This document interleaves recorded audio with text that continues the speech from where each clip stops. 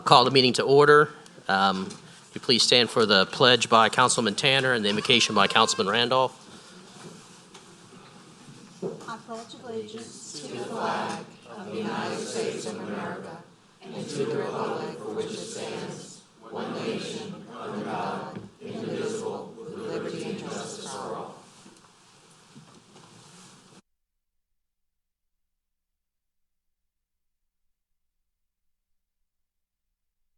As we say thank you, Lord, for allowing us to experience your grace and mercy.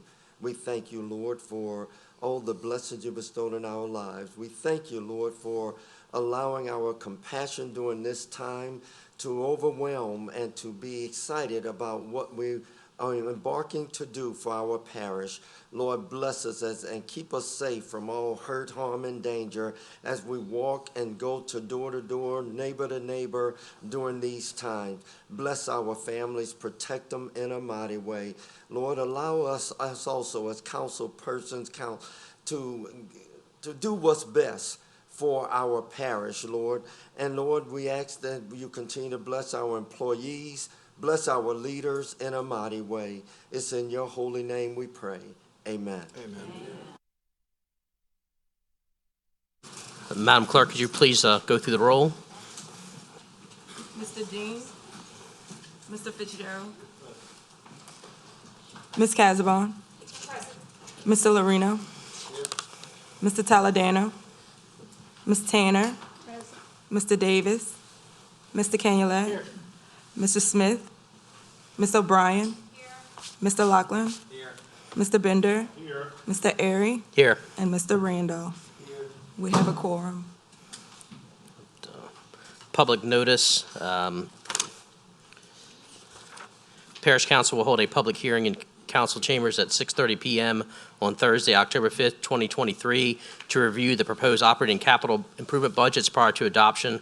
Copies of both proposed budgets will be made available for public inspection by September 29th, 2023 at the Parish Council office or online at www.stpg-TV.org, and I'm assuming also available at the Parish President's office as well. Okay. Public comment. A 3-minute time limit is established for each member of the public wishing to speak for or against an item on the agenda, except appeals, which don't have any today. To ensure that all speakers are heard, please hold cheers and applause. Anyone who wishes to place a comment in the record but who does not wish to speak at the podium may fill out the speaker card and check the box indicating they do not wish to speak.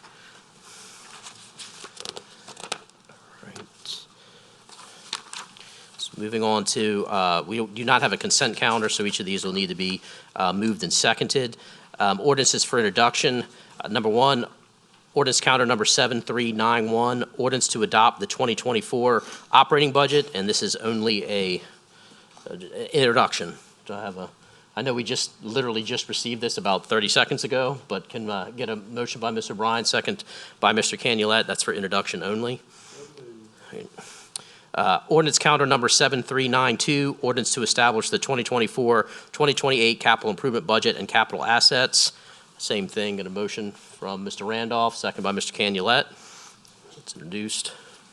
Make sure that there's no cards on. It's only on this one. All right. Ordinance calendar number 7393, ordinance to amend St. Tammany Parish Code of Ordinance Part 2, Land Development Code, Chapter 105, Buildings and Construction, Article 2, Permits, Section 105-61 and 105-62, to provide for mandatory notice upon filing of application for permits for certain construction and development. We have some cards on this. This is only for introduction. So first, and we are talking about the ordinance relating to notice. So this isn't about a particular project. So we have Dominic Luke.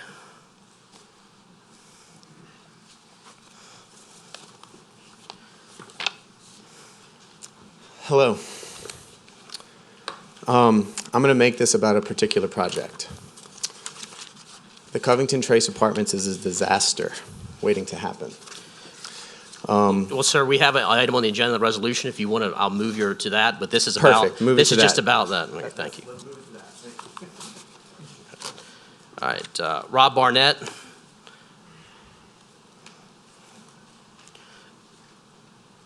Thank you, Chairman Airy. Robert Barnett, P.O. Box 4269 in Covington. I'd ask that this be pulled, but I guess if you're taking discussions, my concern here is that I think there needs to be, and to avoid future problems between the council, the public, and the administration, that there needs to be a better way of notifying the public. I don't think just advertising, with all due respect to the farmer, is sufficient. I think the ordinance should reflect there should be some type of notice, whether it be unofficially on a Facebook page or unofficially or officially on an agenda. I think it's something that needs to be done. Otherwise, the people are not going to know about it that are going to talk later today. I just don't think publishing it at the farmer once is going to suffice to know about a project that's going on in a particular district. We would not be here today if it wasn't for the, shall we say, the inability for the public to know what's going on. So I think that you need to have some strata, some levels on how the public is brought into the public comment period. That's it. Thank you.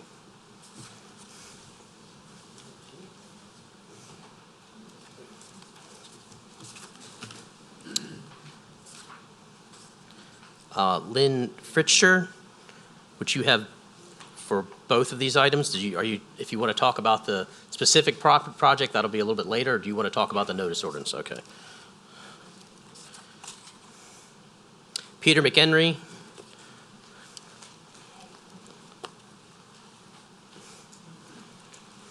Thank you.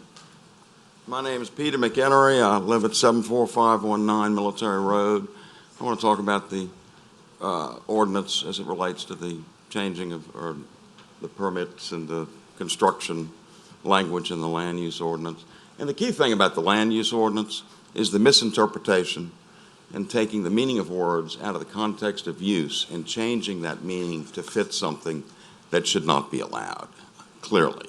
And I'm talking about HC2 and HC3, which I'm sure our president is familiar with, and I'm talking about A6, A7, and A8, which again I'm sure our president is familiar with the land use ordinances. And to think that the word apartments is exclusive to multifamily is a misinterpretation of the use, the meaning of that word in its use under lodging. That's clear as day. There can be no argument that says, oh, it's got to be exclusive to multifamily. And if you look at the purpose and the intent within the land use ordinances, you can look at all the A's, A6, 7, and 8. It strictly prohibits commercial construction, commercial development. And sir, we're only here about the notification part of this. I realize that, sir. I'm If you just can tie it voicing into that it. I realize you want to change some things in the land use ordinance, and perhaps what needs to be considered when you're doing this is that you actually edit and modify or correct these interpretations where all of a sudden rooms now means units and apartments is exclusive to multifamily. Clearly, you have to allow multifamily if it says apartments. That's rubbish. Whoever interpreted that needs to be questioned.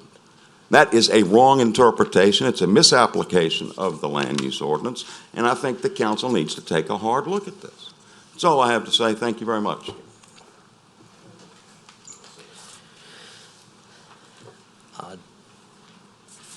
Let's see. Okay. I think the rest of these are just on. Yeah, these are just on the last one. Okay. All right. Mr. Fitzgerald, we'll need a motion and a second on that. Do you move to introduce? Okay. So move, and we'll discuss it in just a moment. This introduction was precipitated by just a need. Traditionally, historically, we have had notification through various means for projects of this magnitude, and it was felt necessary to codify it, really, to put it into code and ordinance so that we can ensure, and it's not directed at any particular entity or any particular individual, it's directed for the good of the community more than anybody else. Everybody needs to be assured that a project of this magnitude is thoroughly vetted, notified at its inception, and the council and the community has clarity and transparency with it. So that's the purpose of the introduction. Thank you. Can I get a second on that? Or did you want to speak, Mr. Marino? Or just, all right, so we have a motion and a second, so that's introduced. All right, number 4, ordinance counter number 7421, ordinance to amend St. Tammany Parish Code of Ordinance Part 1, Land Use Development Code, Chapter 115, Damage and Flood Control, Article 1 in general, Section 115-3, use of fill materials prohibited, to remove from area special concern 3.226 acres of land located in Section 13, Township 7 South, Range 11 East, St. Tammany Parish. This is Mr. Toledano's. Somebody want to help him out on that, the motion? Motion by Mr. Lorino. I think I get a second. Second by Mr. Fitzgerald. All right, it's introduced. I'm sure he can explain that to us a little bit later when we vote on it. All right. Can I make some comments on the budget that was just introduced? I know I didn't hit my little thing. You already introduced it. Huh? Or do you want me to wait? You can do it at agenda. Huh? You can do it at agenda review. Do it?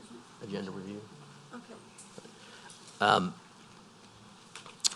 Resolutions, number 1, resolution council series number C-6829, resolution of the St. Tammany Parish Council adopting the preliminary findings regarding the investigation and administrative process utilized in connection with the Covington Ridge Trace Apartment Project. We have a couple cards. Or do you want to go first, Mr. Fitzgerald? Do you want the cards? Okay. Lynn Fritcher.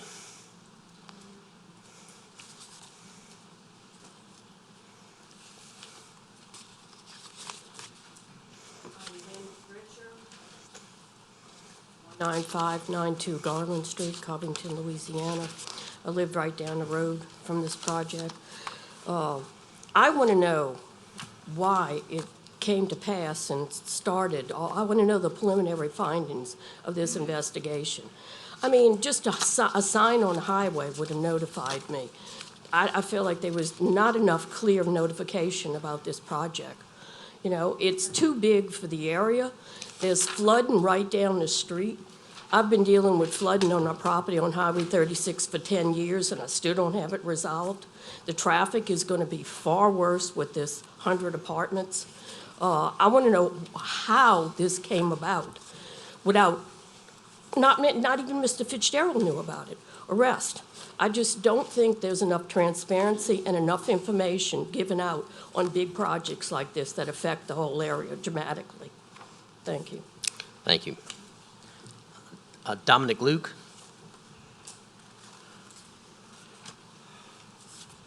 All right, round 2. Try this again. Do you have children?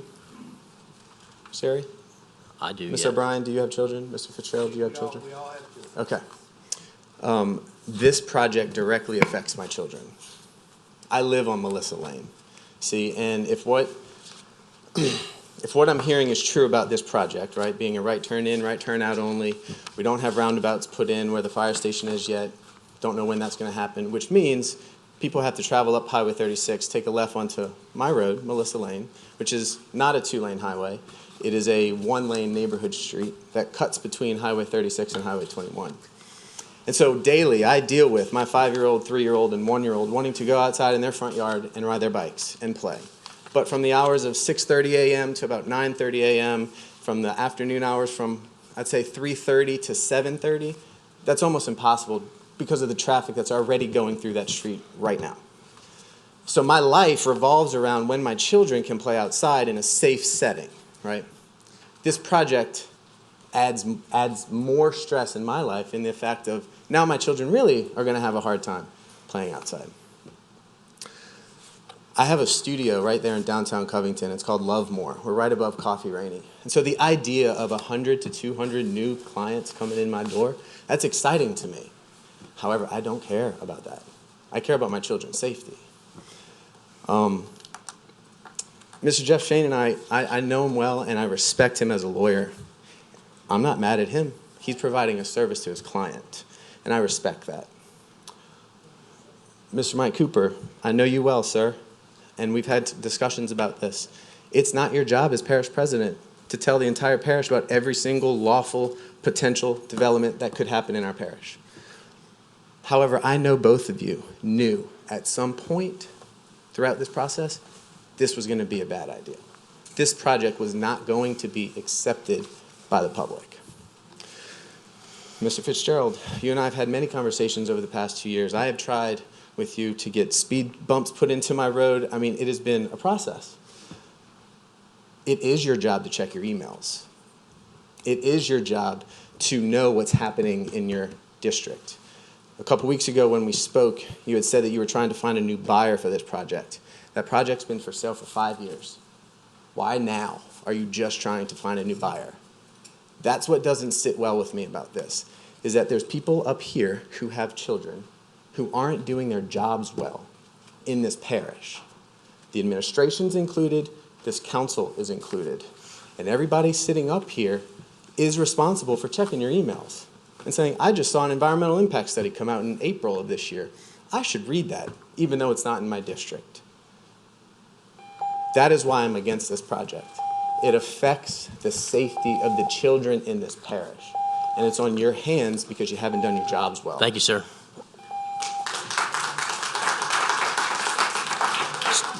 Mr. Barnett.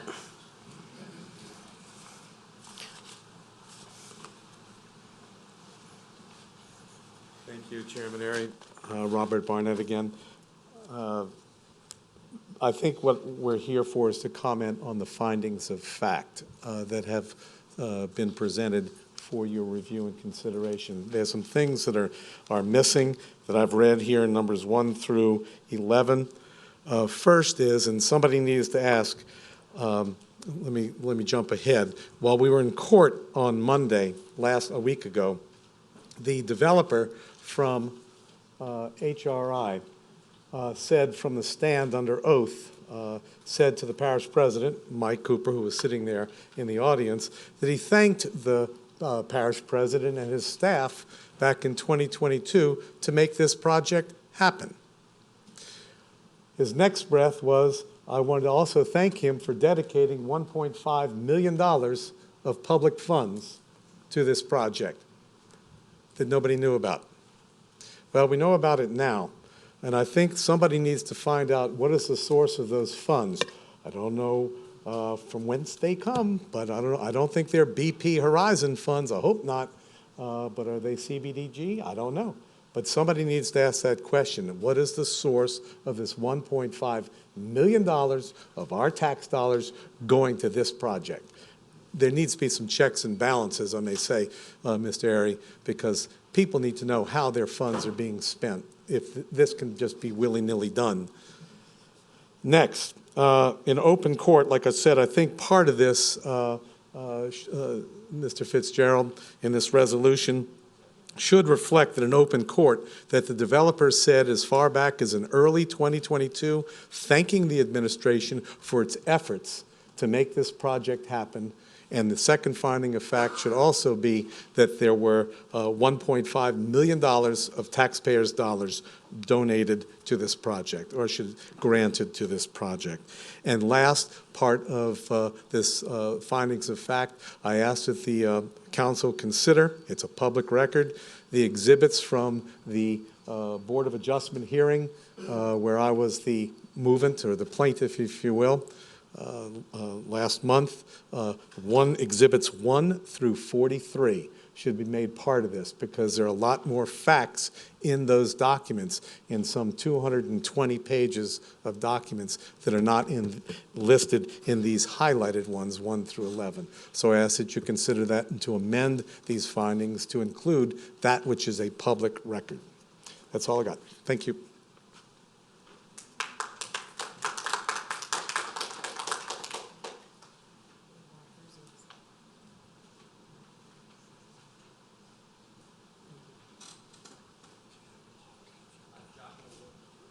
Jocelyn Lowe?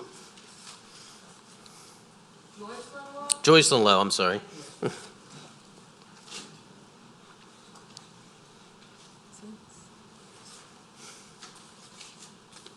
Good evening, my name is Joycelyn Lowe, 150 Glendale Heights, and this is all about zoning.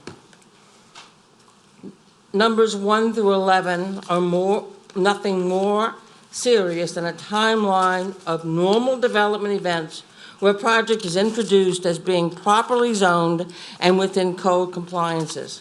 As a development department, assist a developer in creating a compliant project is commendable, as any other builder developer will surely attest. Number 11 is clearly inflammatory fiction designed to suggest wrongdoing where none exists. There have been numerous projects approved for permit by the Parish Planning Department, not Cooper, since this isn't his job, after all, including other apartment projects in HC2 and HC3 that were built with no public notice, since no notice is required when a project already fits within the proper zoning category. The apartment project behind Mercedes-Benz is D1, is an example that springs to mind. Was that project investigated? No. The public funds that were apparently earmarked in a cooperative endeavor agreement for the project were per the identified need for low, moderate income housing, and also fails as a smoking gun. After the 2016 flood event, the parish was awarded grant funding to build more low to income housing, The council were all aware of this back when Bristol was in office. First responder and affordable alternatives for teachers, seniors, veterans, and the handicapped are also notably in short supply. This manufactured political drama fails on all counts, and the cost the taxpayers at least $25,000 for the insurance deductible to be covered to fund the investigation. Why? Because two rich guys and an inexperienced councilman don't want low to middle income people living miles down the road from them, or it appears so. How amazing it is that there was never a problem with properly zoned projects in the past, and I am sure that Mr. Shane, if he thought this was out of line, he would have notified you all. Thank you. Have a good day. Thank you. Peter McHenry?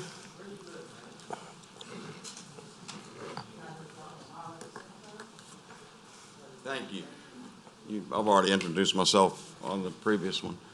The 1 through 11 that is under consideration, the first thing is the statement that was made that it's properly zoned is wrong.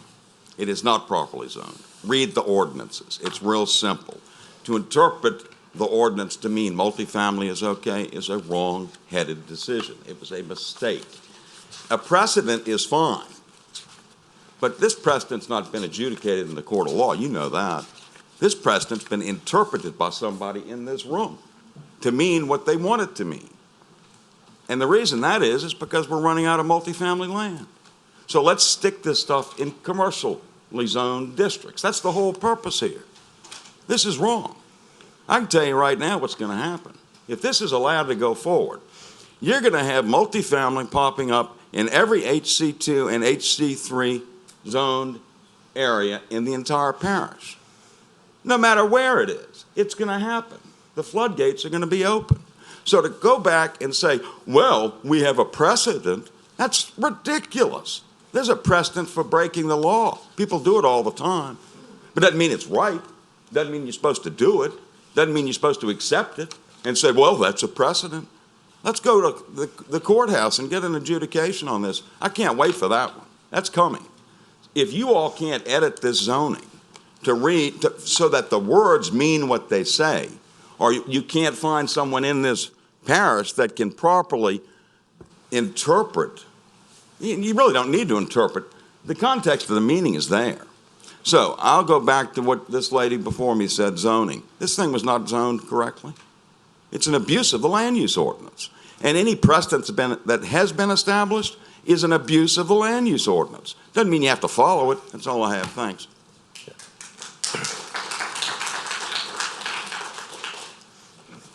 I'll just point out that the council has already went in and changed that and took the apartments out of that zoning, and that's already been done. We did that last month. Ms. Fitzgerald?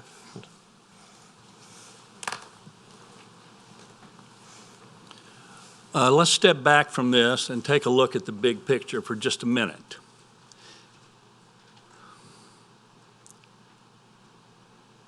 Who thought that 100 apartments at this intersection was a good idea?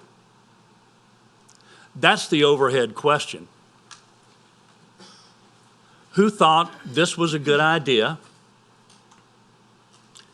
And who put it forth in a manner that it was particularly shielded from the council and the public? Who thought that was a good idea?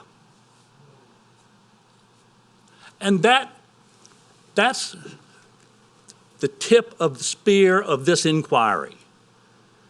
Yeah, we can argue about the zoning, we can argue about the terminology, we can talk about the semantics, but at the bottom of the line is, who in the world thought this was a good idea to put this at the worst intersection, arguably, in the parish, on the edge of Covington, in District 2, where nobody had a real say in it until May 9th. And yes, I do read my emails, and we got the third-party ELOS notification that did not demean or denote anything about the size of the multifamily dwelling. We're going to use some funds from the parish government. Very obscure. No legitimate notification. None. And point 11, a search of parish records revealed never in the history of past executive parish presidents has any project of such a serious nature been processed in such a manner despite the promises to the general public of transparency. That's not a point to be made against President Cooper. It's a point to be made that it's just not protocol. This hasn't been done. That's why we were late to the game, and on May 9th is the first time I had legitimate notification of this, along with everyone else in the community. The administration had over a year to take a look at it, and for some reason they proceeded forth without any legitimate notification. Yeah, so let's back off and just take a look at the big picture once more. The question that remains is, why did it gain momentum? Who in District 2 thought this was a good idea? And why was it not put forth in the early going? This whole situation could have been avoided if we had just had a public referendum on it at the first sign of this. The outcry would have been the same as it is now, but it would have been much more well-timed and would have saved a lot of expense, a lot of cost, and a lot of grief on my part especially, because I don't care what the political fallout is on this, and I'm experienced enough to know when something is not right. I've been at this for 5 years. I'm not an experienced councilman, and I know how to read the ordinances. And at the time that ELOS memo came in, it was not zoned correctly. So how are we going to put multifamily dwellings in a place that's not zoned correctly? Many factors indicated that this project would not go forward, even though it was just vaguely outlined in the memo. We all awaited some type of legitimate notification of a project of this magnitude. It never came. So that's what precipitated the ordinance, to make certain that it doesn't happen again, and also step back and take a look at the gravity of the situation when administration, the council, and the community does not have transparency. It's serious. That's all I've got. Councilman Tanner? Yes, sir, thank you. I have a question. The 1.5 million, where is that coming from? Was it budgeted through an amendment? Does it need to be budgeted? Why were we not aware of it?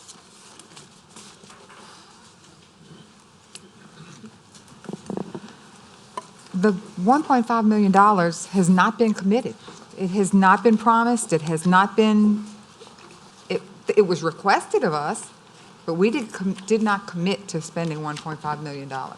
They have requested to see if that money was available to them, if they were qualified to get some grant funding for that. And they requested it, and they submitted a CEA for us to review, but we did not commit the money. Is it money that could be used for anything else? That would be for Sean to answer the details of what the money can be used for. But that money has not been committed. That's why the CEA is not signed. People submit things to us all the time. They submit understand that, requests but and someone brought CEAs. up the 1.5 million. I'm just asking, I didn't think it had ever been presented to us, and should it have? It has not been presented because it has not been promised. They have requested it, and we have Okay. looked into it, but we have not committed that money. John's going to be more specific. So I can answer the question. Okay, So the 1.5 million has not come before council because right now it's sitting in unobligated in our HUD entitlement program. It's not 1.5 million designated to anything. It could be used for any of the national objectives. It can be, currently our needs assessment does show housing. It shows sewer and water infrastructure. But if it were to be able to be used for this apartment complex, it would not be for construction. We can only use it for infrastructure. HUD entitlement is not, new construction is not an eligible expense for HUD entitlement funds.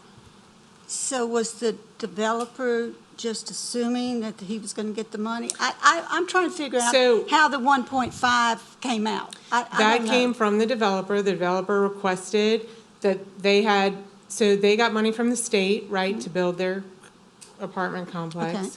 And there was, I guess, a gap in their funding, and it was recommended to them to come to the parish to see if grant funding through entitlement was eligible, because the money they received is a HUD form of funding. And so they knew that we're an entitlement community, and we have that we can use for housing. And that is all that they did, is they requested it. And they were actually told that we can't use it for new construction, that if we were able to use it, it would be similar to what we did in 2009 with the Groves in Covington, where we were able to support a similar project with infrastructure. Okay, that's what I needed to know. And that's all that was communicated to So the the developer. developer requested it, and he put it in, he just assumed that Yep. he would And get then it and there be part was- of his project, is what you're telling me. Correct. All right, thank you. So. Councilman Fitzgerald? I think finding of fact I'm 6 sorry. addresses this pretty clearly, Councilman Tanner. It says, April 2023, drafts of a cooperative endeavor agreement between HRI and the administration show a pledge of $1.5 million in parish funds towards the CTRA project without any notice to the council that occurred. So that's what the facts show, that there was a cooperative endeavor agreement, whether it was signed or not or implemented, I don't know. Okay. The cooperative endeavor agreement that you're referring to and that's been circulating around should have the water stamp on it that says draft.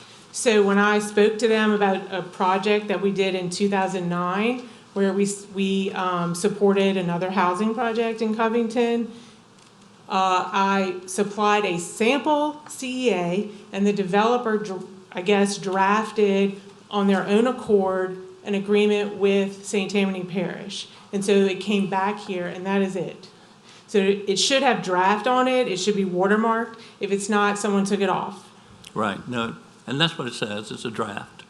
Okay, just making sure. It was not executed, there were no promises, the money has not been budgeted.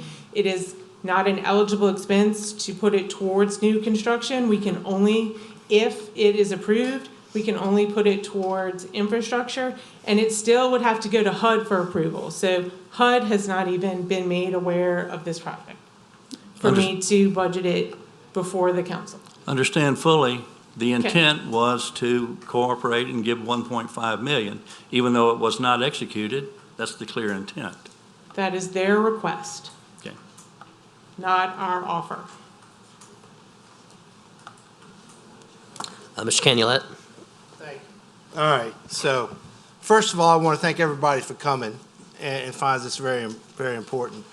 And there was a couple things said, and everyone has their right to say what they want, but I'm going to say a couple little things to that, and then I'm going to kind of piggyback on some other stuff here. So, just for the record, everyone needs to understand that this is a part-time position. Okay? Part-time. I wish I was perfect. I wish my colleagues were perfect. I wish everyone in the audience was perfect. I wish all the parents in the world were perfect and never missed a birthday or never missed a baby walking or anything like that. But the reality is that is not the real world. I get it. You're concerned about your kids. And if you've been paying attention, you heard me say about my grandkids holding Mr. Mike Cooper personally responsible if they got sick on the water in Crossgates. So you're not the only one with a passion and a fire. But if you really feel that way, you should be pushing for a full-time council, because then there is no excuses. No one can say, hey, I was on a ship or I was at the refinery. Go full-time, guys. Big time. That way you can demand your full representation 24/7, 365. I think it's great. The parish is big enough. Lead the charge. Great point. All right. The investigation, man, this is fun. So I don't think it takes a rocket scientist to kind of figure out what's going on here. This group, HRI, I believe, they've executed many of these contracts before. And I'm sure every time they do one of these, they arbitrarily pick 1.5 million for that match money, if it's available. Right. Every time, hey, we go for our 1.5, bam. So now we're told that was never promised, but a number was thrown out by somebody. Usually when you negotiate, like me and my colleagues, numbers are thrown out. You have to have a starting point. What will I take for my car? What's the lowest? What's the highest? Highest is whatever I can get. So I personally don't believe that. I believe they talked about money. I personally believe that that number came up. That's why that number was wrote down, and I don't blame them. But they're getting $18 million already in money. If that 1.5 million ain't there, well, they'll have 16.5 million, because I don't think the council should approve that for that. But a lot of things. I wish the council was in charge of zoning and everything, but our main job is to make the laws. We don't enforce the laws. We don't get to tell these guys what they can and can't interpret. They don't report to us. As a matter of fact, if you're lucky like me, you get to do public records requests to get information most of the time. So to say there's a lack of transparency, trust, communications, I think that's all fair, extremely fair. But just know this, there's laws that we have to follow. And you might not like it, we might not like it, but we swore, we took an oath to uphold the state, the Constitution, the laws. When people don't break laws, we can't punish them. We might not like their project, we might not like what it means, but sometimes they're allowed to do it. This is America. You're allowed to say what you want. You get to come in here and you get to say this. You can't do this anywhere else. But a lot of people took a lot of time and did a lot of work. This has been an extremely hot topic. I personally would like to see everything that was acquired in the record, and then everyone else, then the people can decipher it themselves and figure out what they want to believe and what they don't want to believe. But a lot of people have done a lot of work on this, from the administration to the council to the public. I just would not like to see them cheated on any information they thought they have or think they have, as long as it's nothing crazy and just pure scuttlebutt and just not true. So, Mr. Fitzgerald, good luck going forward with this. And like I said, thanks everybody for coming. First time in 24 years. I guess I'm the last guy standing from when we all started this. I really never dreamed it would have to come to this, but unfortunately it did. So, thank you. All right, seeing no one else in the queue, we're going to take a vote on this, so I need a motion to. Oh, I'm sorry. Would you like to talk?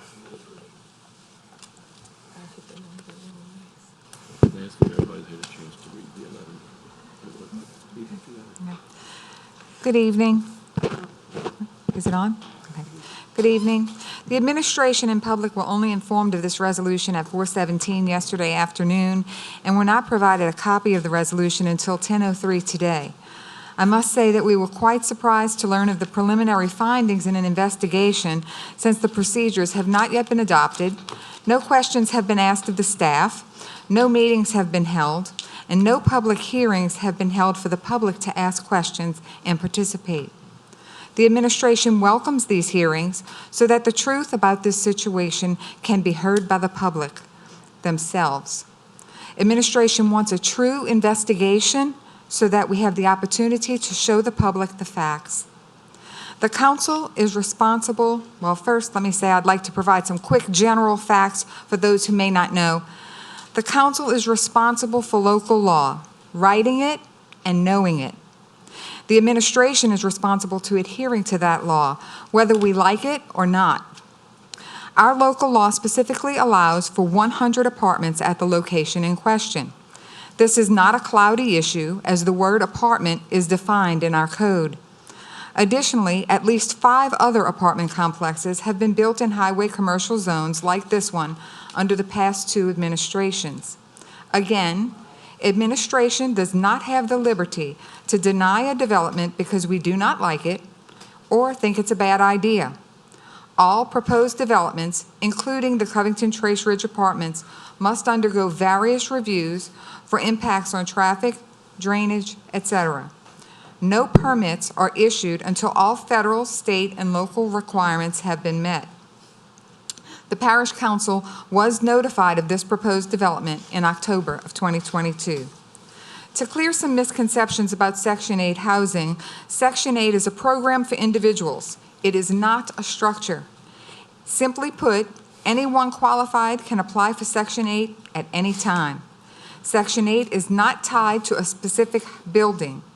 Those inexperienced in government should know and understand that. The proposed development plans for 100 apartments, only 2 one-bedroom units of which are for low income.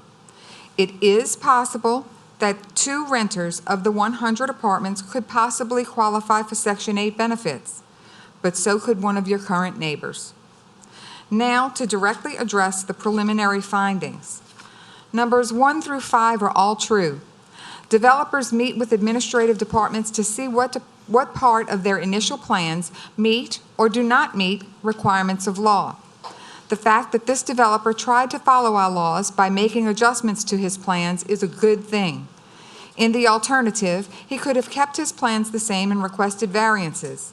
Does the council really want to penalize a developer for trying to follow our laws? Number 6 is false. We did not pledge funds. We were requested to determine if this project could qualify for the use of some state grant funds. The developer provided us with a draft CEA for our consideration. It has not been signed. No money has been pledged. Number 7 is also false. There were no permits issued at the time of the May 9th, 2023 meeting. We have issued 3 permits to the current owner of the property, who is not the developer. A demolition permit was issued on May 24th. A land clearing permit was issued on June 1st, and a renovation permit for a bike shed was issued on June 5th. That's it. No other permits have been issued or approved. Number 8 is true.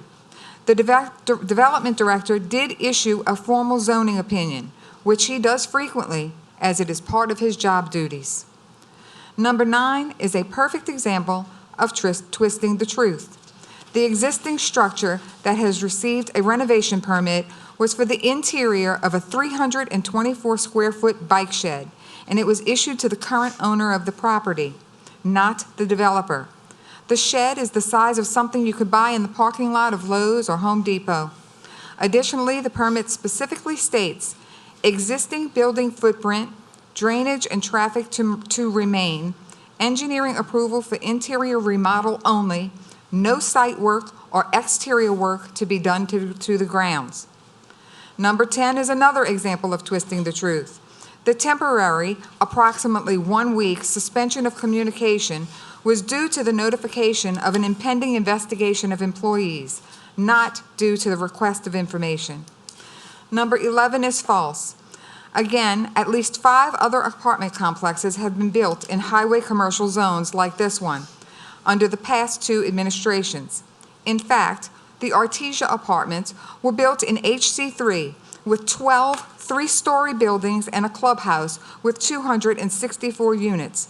It was built in 2016 under the Brister-Campo administration with no public hearings. With regard to transparency, administration welcomes any ordinance that will provide additional information to the public. We have nothing to hide.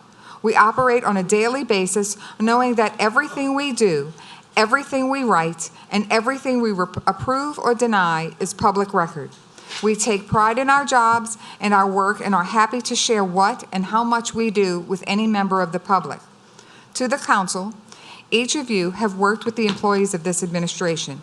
These are good and moral people that are merely following the rules you have given them. You know this whole investigation is a farce.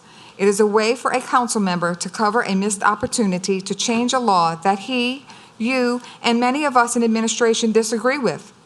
While we understand that you wanted to show support for a fellow council member by not calling out his error and by standing by his side, please realize that in doing so, it is a direct insult to the employees that work hard, follow the rules, and treat each of you with respect. You have the opportunity tonight to correct it, to show the employees and the public that you will not stand for this injustice. You know the employees did nothing wrong. You have the opportunity to show the public that you will stand up for what's right. In the alternative, you have the choice to show the public that you are simply only willing to go along with an unfounded attack on honest, hardworking employees to hide a mistake of one of your fellow council members. I urge you all to do the right thing. The employees and the public are watching. Ms. Hayes, when did you send the email notification to the council about this project? I did not send any email to the council about this project. How about President Cooper? Did he? We send no emails to the council about projects that meet all the requirements. Okay. Well, it's just funny that but you told us we were notified of this and had a chance to stop it, yet. How many emails were exchanged between the parish administration and the developer? Hundreds of them. Not one of them was copied to us. You know, I mean, I just find it astounding that we've gotten this far along and we can't even agree on things like that. If the administration thought there was a problem with HC2 zoning, you could have come to us and changed it. I changed it. I just did it because I found out about it. Had you not wanted that to happen, all you could have done is suggested, hey, by the way, there's this project that's coming through. You may not like it. We looked at it. It's probably okay. from a zoning standpoint, but you know what? Y'all can change it. Here's a heads up, and you all do what you want. To not get that courtesy, but then on the other side, be told that we aren't doing our job, and it's our job to understand an interpretation of somebody else that we don't know about. I just find that utterly ridiculous that statement is being said.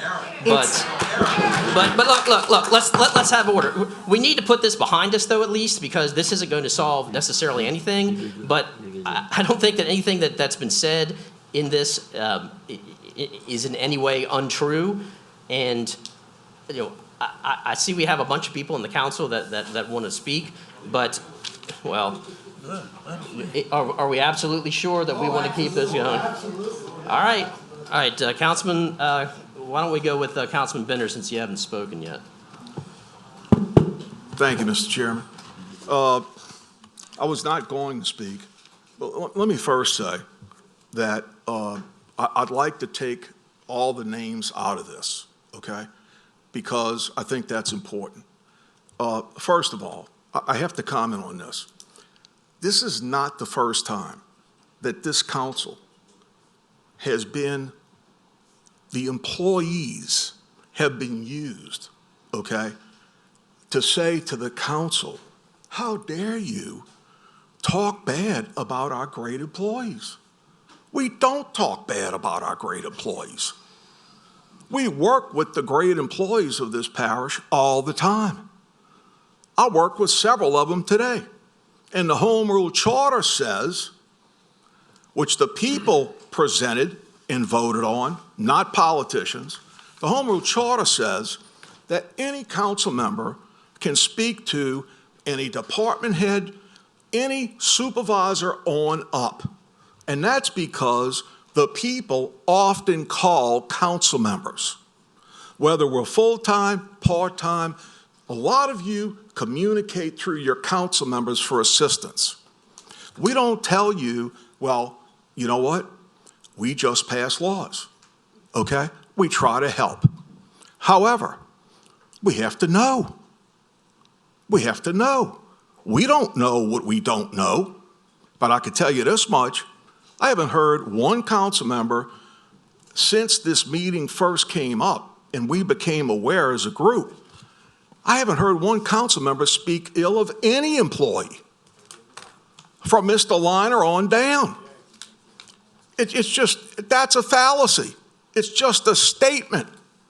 And I'm sorry, I've heard this statement before being used by the administration. I don't want to name any names because I'm just talking about the administration and the council. Well, it's the employees. We have this great team. Hey, guess what? We have 4 or 5 employees that report to us. We have 4 or 5 employees for 14 part-time council members. We're not overspending, and I'm not saying the administration is. We have great employees too.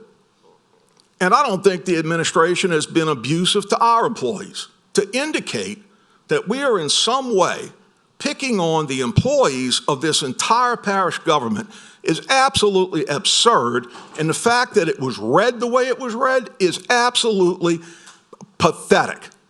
It is pathetic to use the employees as a shield for this situation, whether right or wrong, whatever the situation may be. Now, Mr. Chairman, I have a question I'd like to pose to Mr. Fitzgerald.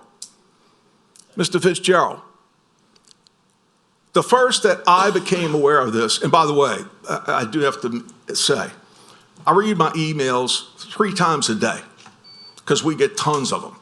And we need to read them to find out, does it apply to any of our districts in any way, shape, or form? I read the email you referred to, sir, okay?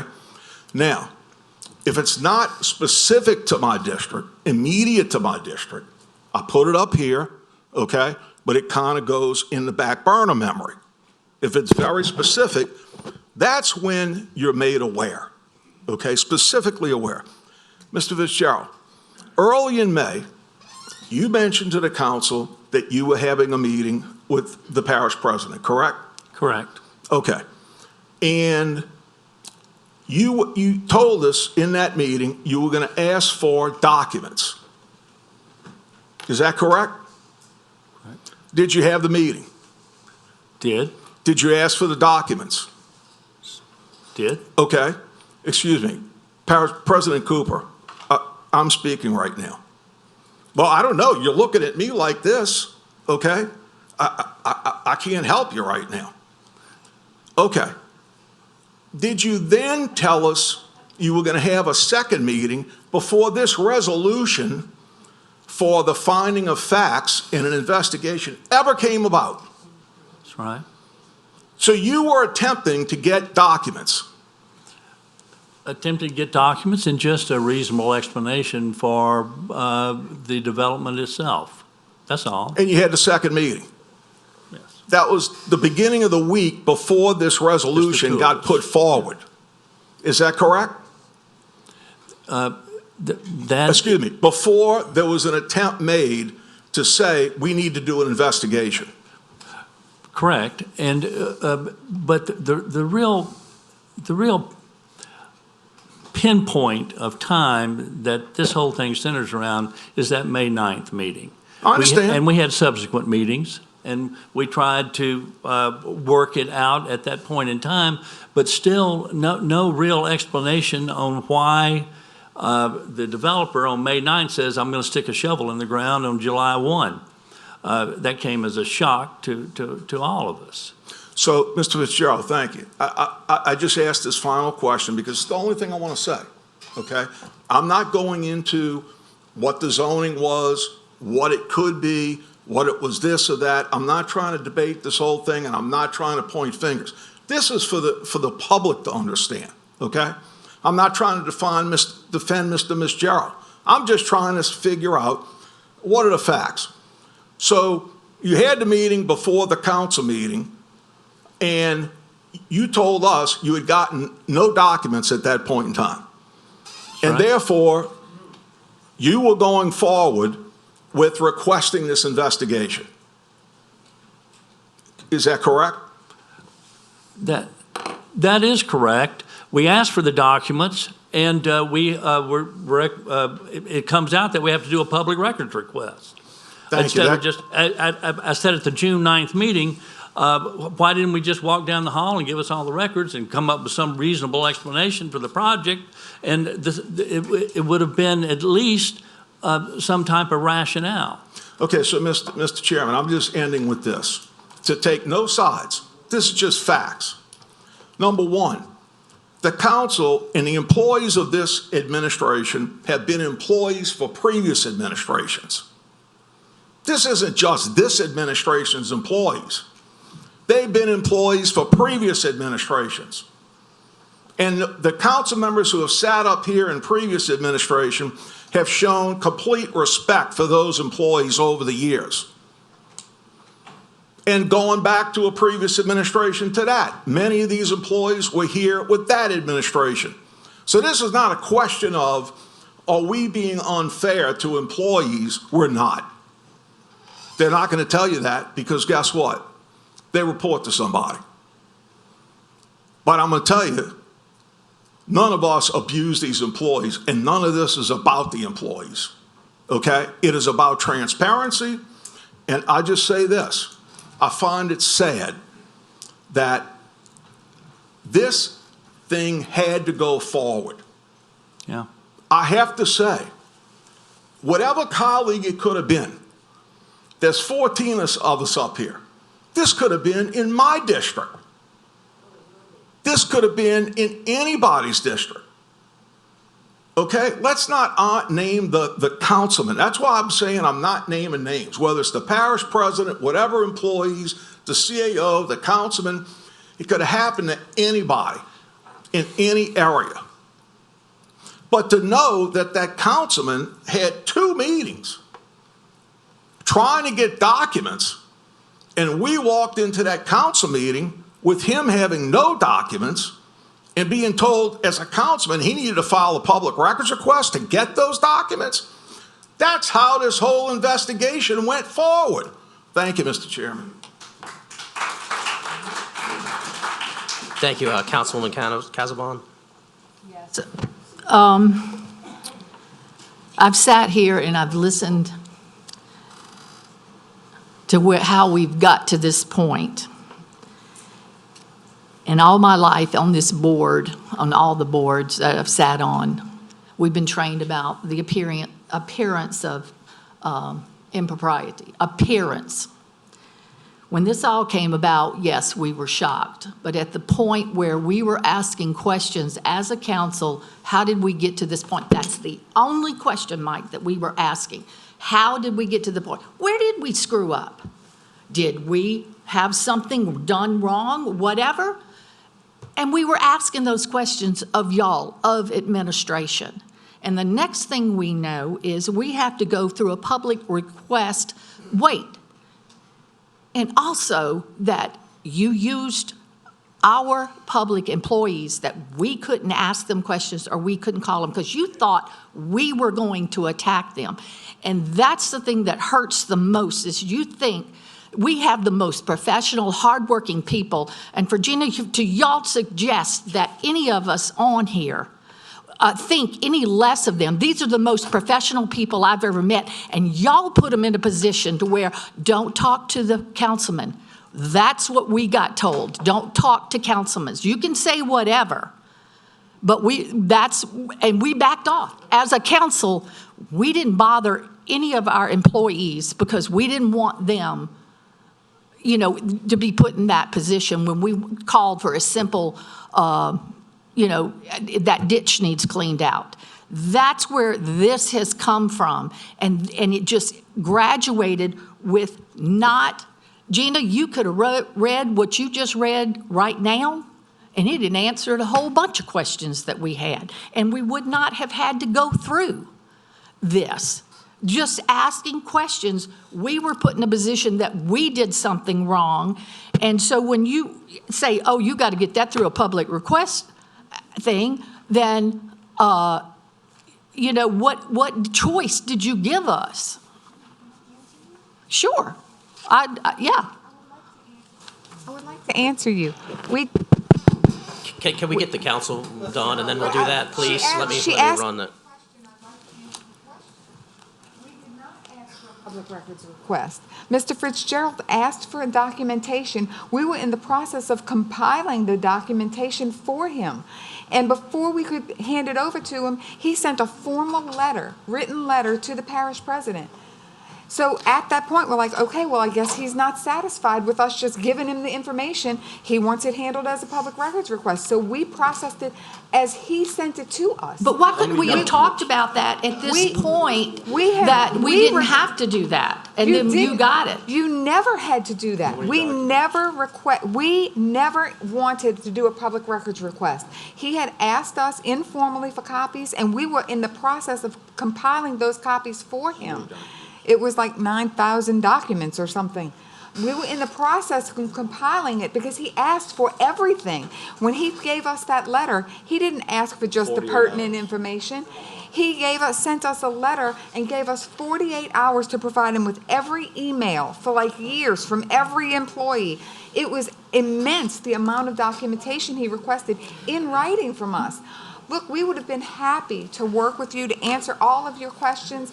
And I do think we have great employees, and we've always had a great working relationship. I personally have had a great working relationship with the council. But we've just been told let's try to get this meeting back. Okay, let's go ahead. Go ahead. Martha, we have other people in the queue too, please.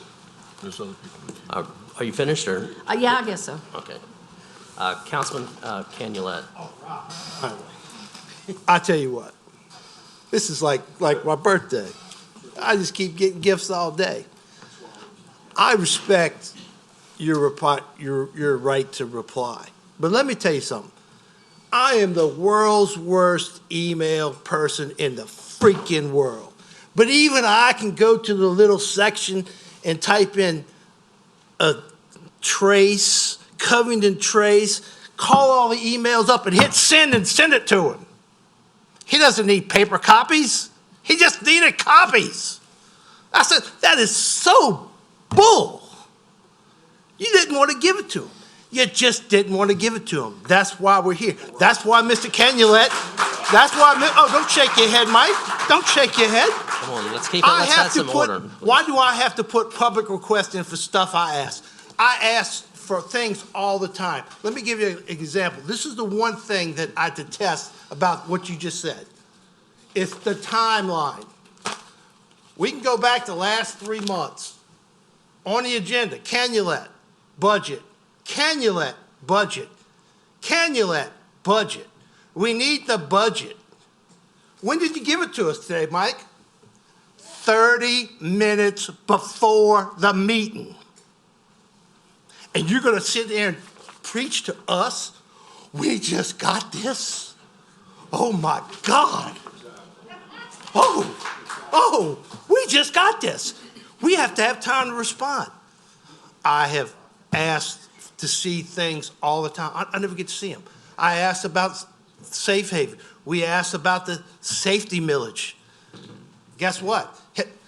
Remember, we talked about it. We said we're all for it. How many council members has received an email or anything on saying how we're going to get this thing passed?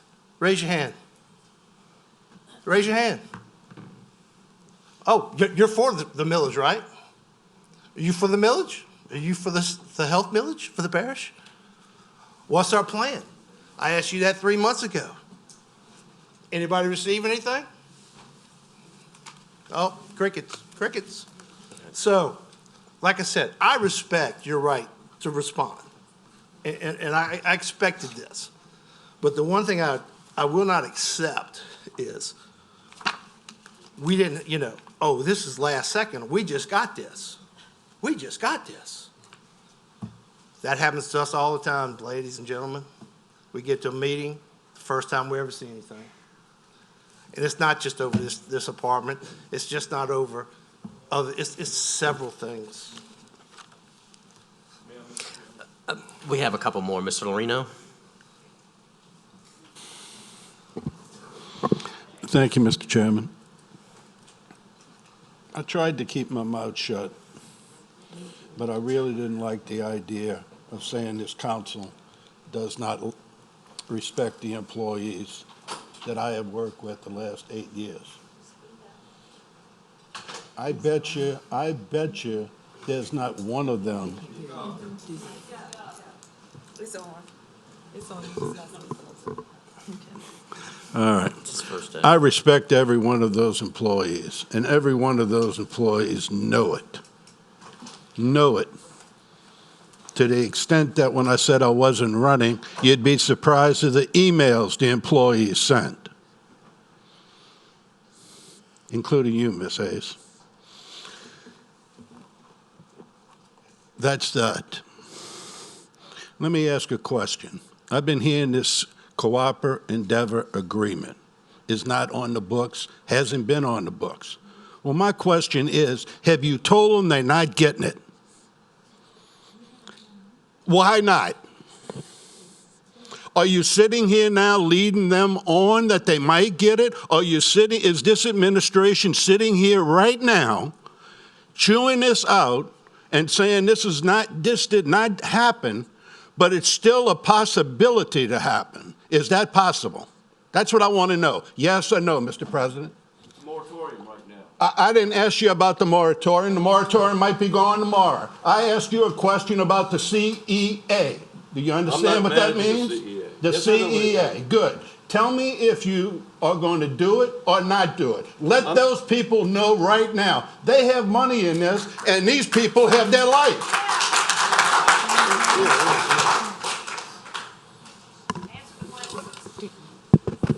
Do you want us to answer that? I want to answer. Okay. So. Yes or no? I don't need a discussion on it's not there. Yes or no? Are they getting it or not? I can't answer a yes and, okay. I can't answer a yes or no question to an answer that we don't have all the control over. It has to go to HUD. It would have to go, if we decided, if they get approval, if the moratorium goes away. There's a lot of ifs. Okay. But if the moratorium goes away, if they're able to build the building, if we look at it and it meets all the qualifications, and if it goes to HUD and HUD approves it, and then if it goes in a council, an ordinance on the. You know what all that and the is, Ms. council Hayes? approves You know I it. respect I mean, there's a lot. You know what all that is bullshit. Excuse Well, I my can't- language. But the bottom line is this. The bottom line is this. If all of those hypothetical things happen, is this administration going to allow that to be built? Now, that's a yes or no. if the moratorium's not in place, they meet all of the requirements, they apply for the funding, if HUD approves it, if the council approves it. then- Not the council, you have to bring it to the council. Right, it would have to Okay? come to Okay, us. It all would right. have to come- Are it you would gonna have to bring it come- to the council? Yes, it's part of Okay, our all right. budget, the Well, way there we you go. vote. That answers my question. You all will go ahead and do it when it's all ready to go. Yes, Thank you. there's all the A procedures public that are in meeting, place. I'm finished with that one. A public meeting. No, ma'am, I'm finished. Thank you, Ms. Jean.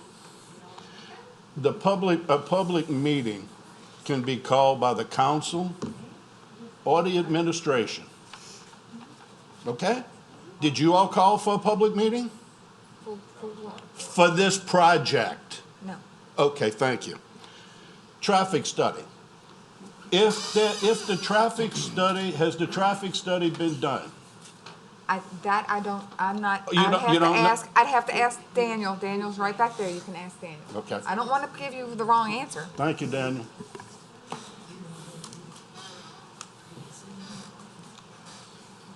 I'm gonna run this off of memory. We're having a I'm hearing sorry? tonight, so, the traffic study has been submitted to us. They've received their permit through DOTD, but as far as I'm aware, we have not approved the traffic study yet. Okay, so it has not been approved But it yet. has been submitted. But you have it on your desk. Yeah, and you're working on it. we were just meeting yesterday on this project to Thank run you. through previous comments. You know, it's still going through the normal process. Thank you, Dan. This is the one that really gets me. And this is why I didn't want to say anything. This whole process is because how many times have I sat at this place or in the chairman's seat and said non-communication? How many times? 1,000? A lot, President Cooper, a lot. But what gets me right now is, and I want you to tell me if I'm lying. I met with you. I met with Ms. Hayes. I met with Mr. Liner. I met with Mr. Less. And I went to you and I asked you personally, can you provide us the information so that we can put this to rest and answer Mr. Fitzgerald's questions? And we talked for about an hour, didn't we? Yes. Okay, so thank God I'm not lying. And I walked out of that meeting at 11:05. And I have a wonderful memory. And you had a meeting with Mr. Fitzgerald at 2:30 that afternoon. And when I walked out of that meeting, you shook my hand and you said, Mike, I understand what you're talking about and I'm going to do it. Am I lying, Mr. President? No, I'm waiting to see what you're getting at, because I want to talk Okay, about my meeting with what I'm Mr. getting at Fitzgerald. is you told me, let me see if I can say it in English. You told me that you were going to provide Mr. Fitzgerald with the information that he needed so we could put this to rest. That's correct. Okay, thank you. So that did not happen. You're going to have your time. That did not happen. That would have put this whole thing to rest. Okay. That's what has me upset. That, and I was going to keep my mouth shut until I heard that I, as a councilman, am picking on the fine employees of this parish. And that is the biggest bunch of bullshit that I have ever heard, and I've heard a lot in 8 years. The last thing I'm going to say is, this is a perfect example for a full-time council. Now, let me tell you why. Because then Mr. Fitzgerald, if he would be elected, I wouldn't because I'm not running, would be sitting in that chair 24/7 and be able to get off my ass and walk and make sure that I see everything that's going on and don't have to wait, as Mr. Canulet just said, 30 minutes before receiving something. Because we have to wait all the time getting information from your administration. It's been that way for 4 years. Go back and look at the meetings. Go back and listen. The bottom line is a full-time council will take care of a non-communicating parish president, whether it's you, late President Brister, or me, or Mayor Cromer. Okay? So I hope we can get behind that in the future. Thank you, Mr. Chairman, I'm finished. Did you want to say something, Parish President? Yes, I do. With regard to the meeting that Mr. Fitzgerald and I had at 2:30 that afternoon, I had other staff members there, as I recall, including CAO, Jean, and Grants. We laid out the entire process that had taken place. And yes, you asked for documents. We had documents there that you could look at, but we did not have 9,000 documents. We did not have the 9,000 documents that ultimately were provided because of an investigation that was called on June 1st. An investigation into the actions of parish government and the related conduct of any parish official, officer, employee, department, office, or agency with regard to the processing of the proposed project, considering the traffic, environmental, and public health concerns, along with the improper application of the current zoning on the property. You called for an investigation of our employees. What? No, it included our employees in don't shake your heads. 14 shaking heads. It calls for it here, and that's what put our employees on notice. We know it's about me. It's all political. We know it's about me. No, it's about good governance.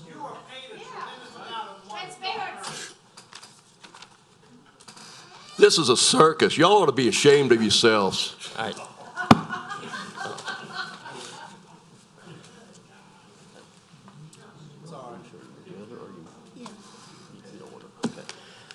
Yeah. I have one question. It came up about the 1.5 million. My understanding was the developer asked for 3 million. So I don't know why, if he asked for 3 million, where the 1.5 is coming in. I know it's not budgeted, but did he ask for 3 million, or how did we get to the 1.5?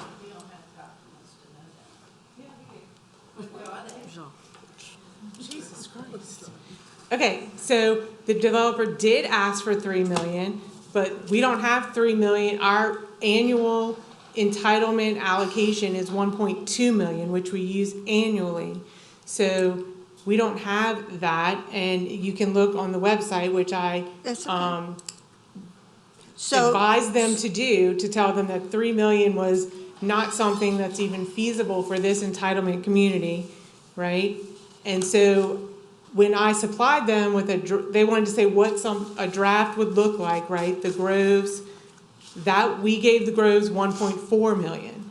And so I'm pretty sure that's where they came up with the 1.5. that's all I needed, clarification. So if I had to guess, I'm not the developer, but if I had to guess where they came up with that number, it's from what we did in 2009 with the Groves in Covington. But they did ask for originally 3 They million. originally asked for 3. That's That I immediately said that's impossible, and then somehow I'm sure it came up with that's what we gave to the Groves. We gave them 1.4 million.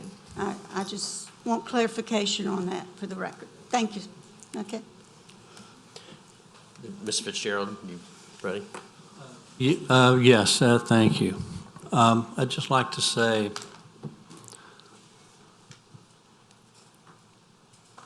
myself or the council is not going to be pinned with this. If this development goes in, it will be at the hands of administration. I found out about it May 9th in a legitimate manner. I refuse to take this fabrication from administration. I'm telling you the truth. That's all I know how to do. And that's why I am here. If that complex goes up in that spot without explanation, which we still do not have. That's the overhead question. That's the whole point of the investigation. We try to deflect blame here. You did this, you did that, we interpreted this, we interpreted that. But the baseline is, what in the hell were people thinking when they even considered putting 100 apartments there? What's the purpose of that? If it was a good project, why wasn't it just put out there in front of us? Yeah, the precedents, I will guarantee you that whoever was the councilman or police juryman at the time knew about it, even though regardless of the zoning was.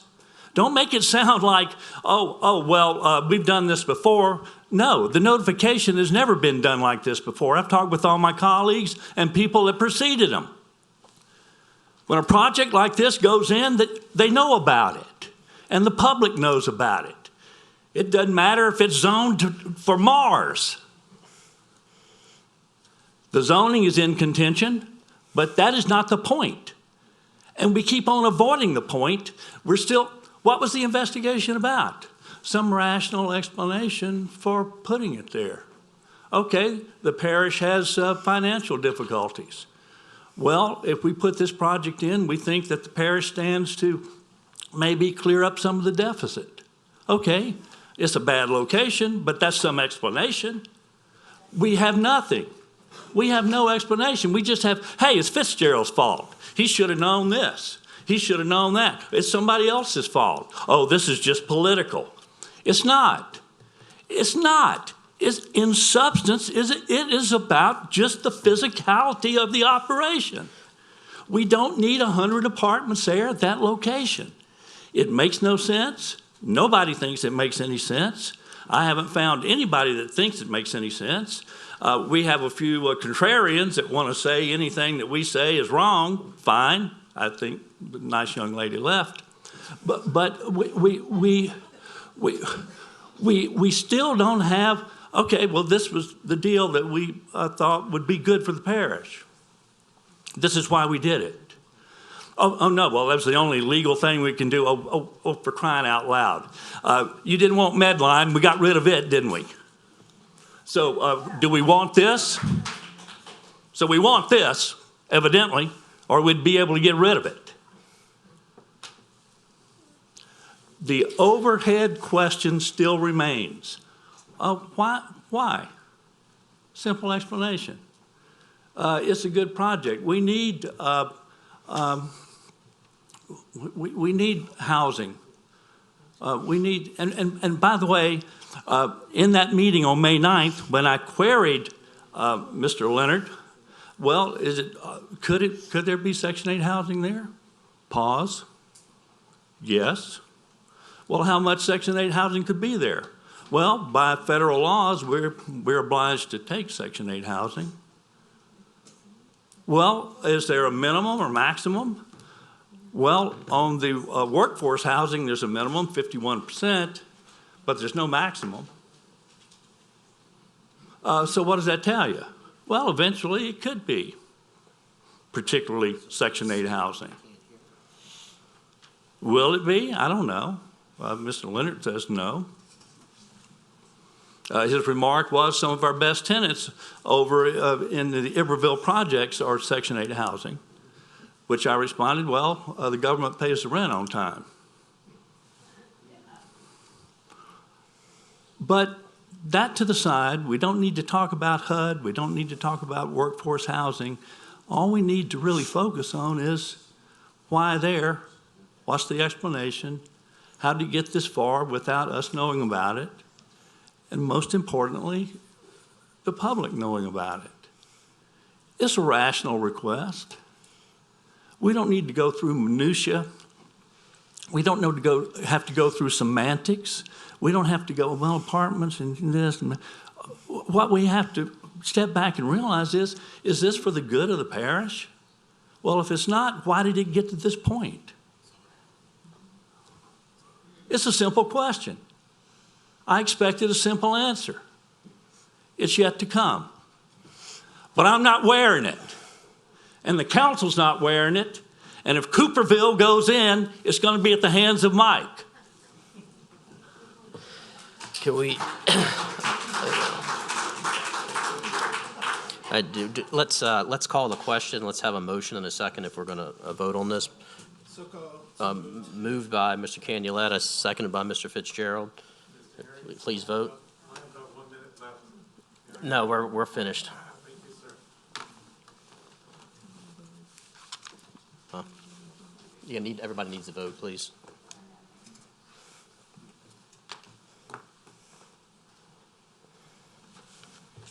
The motion is unanimous with 3 absent. All right.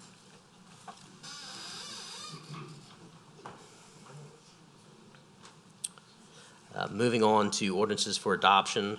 Ordinance calendar number 7378, ordinance to amend the St. Tammany Parish Code of Ordinances, Chapter 130, Unified Development Code, Division 31, Part 2, Land Development Code, I-2 Industrial District, Section 130-1074, Permitted Uses, ADD 33, Sales and Repair of Semi-Trucks and Trailers when the criteria of Section 130-2213, 4 and 21 are met, and amend Section 130-1076E, increase maximum allowable height regulations. So we need to amend this ordinance that was introduced, and the amendment is going to be on page 3E, height regulations.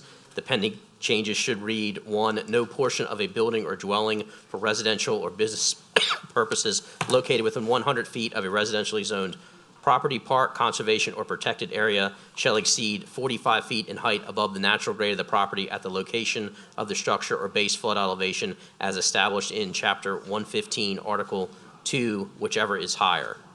So we'll need a motion to amend and a vote on the amendment. Moved by Councilman Lorino, seconded by Councilman Randolph. Please vote on that amendment.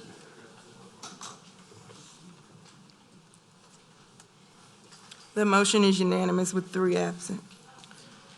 And then we will need a motion and second to just introduce, moved by Mr. Lorino, seconded by Mr. Randolph. All right. And due to the excellent work of the assessor's office, there are no appeals.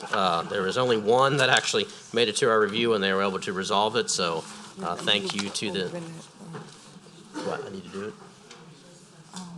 I don't know if you still need to. Do we need to do it to close? Well, I think what it was requested of us to let's vote off the floor item agenda, and this will be just to note that the all the appeals are done for the year. Yeah. So that needs to be moved by Mr. Bender, seconded by Mr. Canulette. Please vote.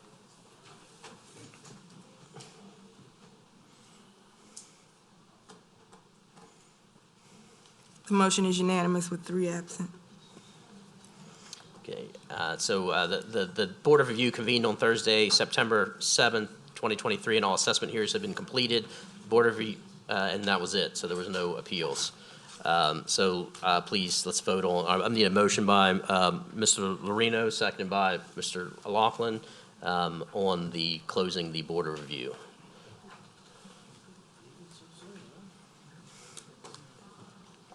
Mr. Smith?